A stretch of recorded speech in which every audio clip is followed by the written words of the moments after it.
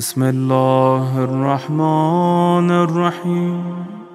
تو فرمایا اے مومن اگر علم النفس حاصل کرنا چاہتے ہو اور جب یہ علم تیرے پاس آ جائے گا خدا تجھے ابدی سکون عطا کرے گا۔ جس نے مال کو دولت کو ایمان کو مال و دولت کو سکون سمجھا تھا، آج آپ دیکھ لیجئے بڑے بڑے بنگلوں میں رہنے والے لیکن راتوں کو نیندیں نہیں آتی جب تک نیند کی گولی نہ کھا لے، لیکن چھوٹی چھوٹی جھوپڑیوں میں سونے والے انہیں بڑے سکون سے نیند آ جاتی ہے۔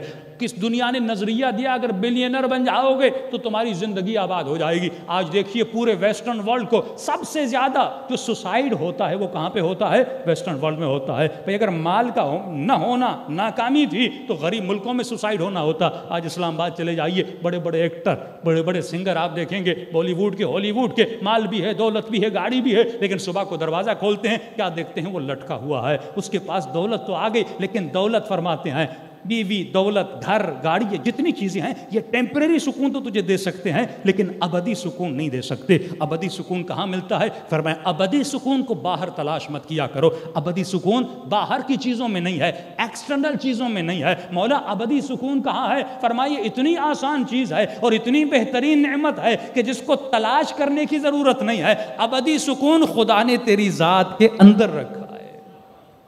اصل سکون تیرے اندر ہے، تو باہر کیوں تلاش کرتا ہے؟ تو گاڑی کو سکون کیوں سمجھ رہا ہے؟ تو منگلے کو سکون کیوں سمجھ رہا ہے؟ اصل سکون تیرے اندر ہے۔ وہ ٹیمپریری چیزیں ہیں، زندگی کو گزارنے کے اسباب ہیں، اسے مقصد نہ بنانا۔ اور ایک جملہ سن لیجئے، فرمایا ہر وہ شے جس کو فنا ہے اس کے حصول سے تمہیں سکون نہیں مل سکتا۔ گاڑی کو فنا ہے، مال کو فنا ہے، دولت کو فنا ہے، دنیا کو فنا ہے، اس جسم کو فنا ہے، شہوت کو فنا ہے، لذت ہے دنیاوی کو فنا ہے، ہر چیز کو فنا ہے۔ اس میں تم بقا کی تلاش میں نہ نکلا کرو، اور جس چیز کو بقا ہے اسی میں خدا نے سکون رکھا ہے۔ پروردگارہ بقا کس میں ہے؟ ابادائی علا بذکر اللہ تطمئن القلوب، جس چیز سے دل مطمئن ہوتے ہیں وہ ذکر پروردگار عالم ہے۔